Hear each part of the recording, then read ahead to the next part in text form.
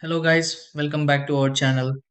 If your Fanimation fan remote is missing, not responding, or suddenly stops working and you are wondering how to turn on the fan without it, do not worry because there are still a few things worth checking.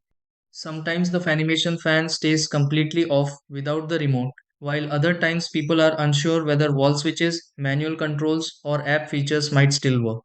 Since some Fanimation fan models include backup control options, learning the right process can make everything feel much simpler. The good part is that with a few quick checks, your Fanimation fan may start working again even without using the remote. In this video, let's go through several easy steps to turn on a Fanimation fan without a remote. Try these. Step 1. Check the wall switch connected to the Fanimation fan and confirm power stays turned on. Step 2. Restore power to the Fanimation fan if a breaker or switch was recently turned off.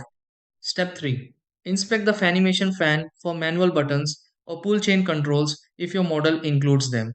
Step 4. Open the app link with the Fanimation fan if smart controls were previously connected. Step 5. Turn power to the Fanimation fan off briefly and back on to refresh startup behavior. Step 6. Test the Fanimation fan again and confirm it turns on properly without the remote.